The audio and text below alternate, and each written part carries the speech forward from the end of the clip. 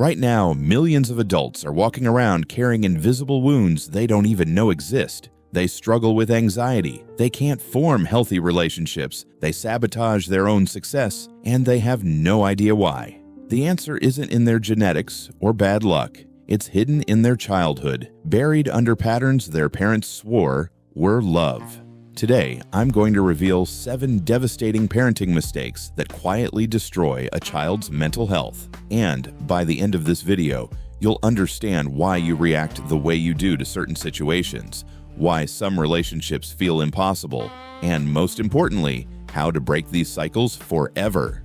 Stay with me until mistake number 4, because that's the one almost nobody talks about, yet it's probably affecting your life right now. Let's start with something that happens behind closed doors in millions of homes every single day. Mistake number 1, turning your home into an emotional war zone. And I'm not just talking about physical violence here. I'm talking about parents who fight viciously in front of their children. Here's something most people don't realize. A baby as young as 6 months old can register the stress from screaming voices, even while they're sleeping.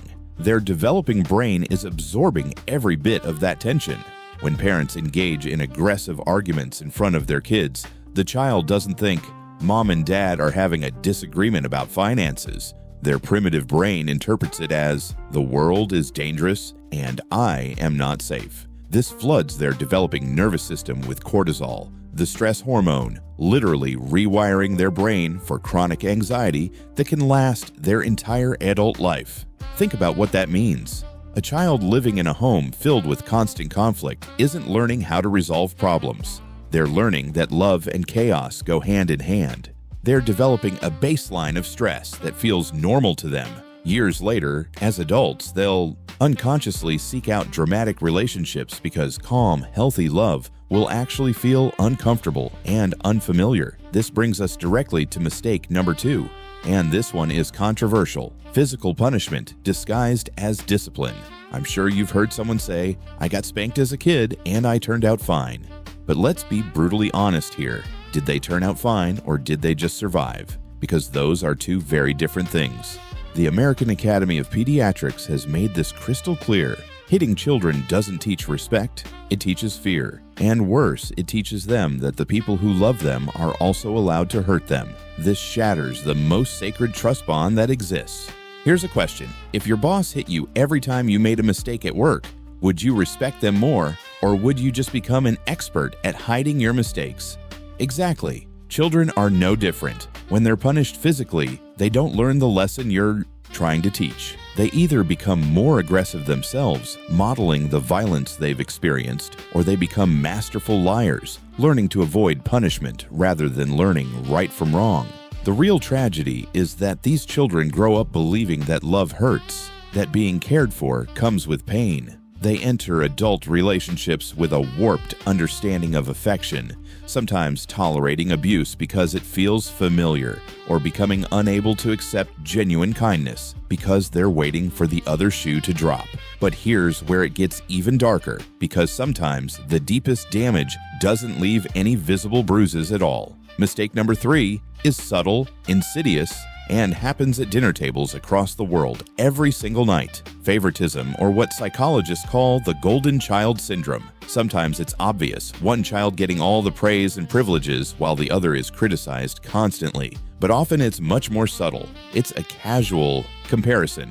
"Why can't you be as organized as your sister?" It seems harmless, almost like motivation, right? Wrong. That single sentence plants a toxic seed in that child's mind. The belief that they are the defect in the family. The unfavored child grows up feeling perpetually invisible, never quite good enough, always competing for scraps of attention and approval. And here's where this really destroys adult lives. These children grow up and enter romantic relationships, still playing that same role. They accept breadcrumbs of affection because deep down, they don't believe they deserve the whole cake. They stay in relationships where they're undervalued because being undervalued feels like home. They overwork themselves, trying desperately to prove their worth to partners, bosses, and friends, chasing the approval they never got from their parents. The favored child doesn't escape damage either. They often develop crippling perfectionism and anxiety, terrified of losing their special status, unable to handle failure because their identity is built on always being the best. Listen, if any of this is resonating with you, if you're starting to see patterns you've never noticed before, do me a favor. Hit that like button right now and subscribe to this channel. I know, everyone asks for that, but here's why it actually matters. When you engage with this content, you're telling YouTube that mental health topics like this are important, that they deserve to be seen. You might be helping this video reach someone who desperately needs to hear it today. Maybe someone who's repeating these patterns with their own children right now and doesn't even realize it. Your click could change someone's entire family trajectory. All right, let's keep going because we're about to hit the mistakes that are the hardest to recognize and often the most damaging.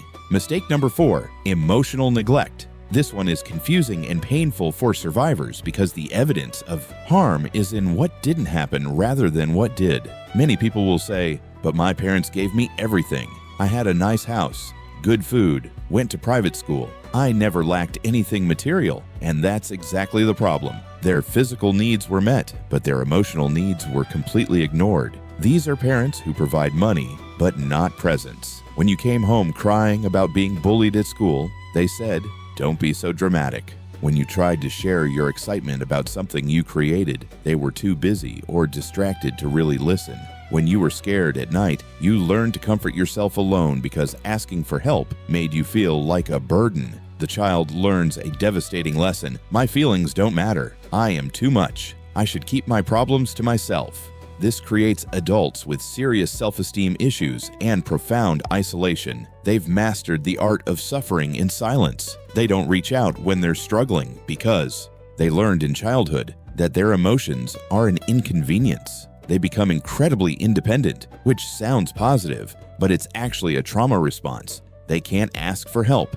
They can't be vulnerable. They build walls around themselves and call it strength, when really it's just the armor they developed to survive an emotionally cold childhood. In relationships, they often attract partners who are emotionally unavailable because that dynamic feels familiar. Or they push away healthy partners who try to get close because they never learned that intimacy is safe.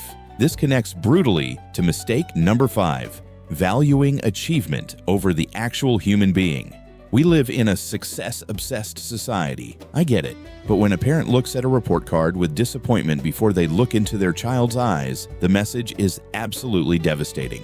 I only love you when you produce results. Your worth is measured by your grades, your trophies, your accomplishments. Here's the ironic part, and this is backed by science. This pressure creates such high levels of cortisol and anxiety in the child's brain that they actually perform worse. The stress literally blocks their cognitive function. So paradoxically, the excessive pressure causes grades to drop, performance to suffer, and confidence to crumble. These children lose their childhood chasing impossible standards. They sacrifice their happiness, their friendships, their hobbies, their sleep, all for grades that nobody will remember in 10 years. And they grow into adults who cannot rest, who feel guilty for relaxing, who tie their entire self-worth to productivity. They burn out repeatedly, but can't stop because stopping feels like failing, and failing feels like being unlovable. They become the people who apologize for being sick, who check emails on vacation, who cannot accept a compliment unless it's about their work. Their inner child is still desperately trying to earn love through achievement, and it's exhausting. Now let's talk about a more modern mistake, one that's disguised as unconditional love, but actually functions as a golden cage. Mistake number 6, overprotection, or what psychologists call helicopter parenting, or even worse, snowplow parenting. These are the parents who don't just watch over their children, they actively clear every obstacle from their path so they never have to experience discomfort. They do their homework for them. They intervene in conflicts with friends. They call teachers to complain about grades. They never allow their children to experience failure. Here's what they don't understand. Failure is the primary nutrient for resilience. When you prevent your child from experiencing the frustration of losing, of making mistakes, of facing natural consequences, you're sending a hidden but devastating message. I don't trust that you can handle this on your own. You're not capable. This creates adults with paralyzing anxiety. They cannot make simple decisions without calling their parents or seeking excessive reassurance. They have zero tolerance for frustration. The first time life says no, whether it's a job rejection, a breakup, or a failed project, they completely fall apart because they never developed the emotional muscles to handle disappointment. The real world is not soft. It's not padded. If you send your children out there without having developed resilience, they will shatter at the first real obstacle. They'll avoid taking any risks because they've never learned that you can survive failure. They'll miss out on incredible opportunities because their fear of not being perfect is greater than their desire to grow. And finally, we arrive at the most silent and confusing poison of all. Mistake number 7, inconsistency and broken promises. There is nothing, absolutely nothing, that generates more anxiety in a child's nervous system than the unpredictability of their parents. Imagine living with a boss who praises you for a report one day, then screams at you for the exact same quality of work the next day, just because they're in a bad mood. That's psychological terrorism. That's what inconsistent parenting feels like to a child.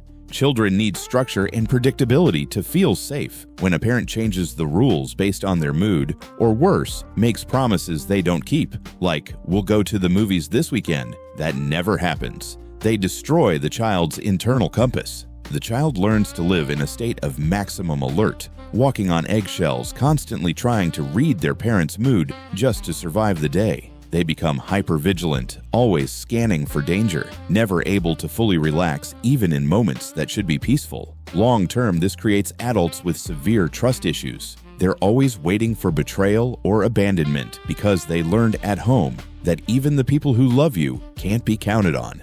Their word means nothing.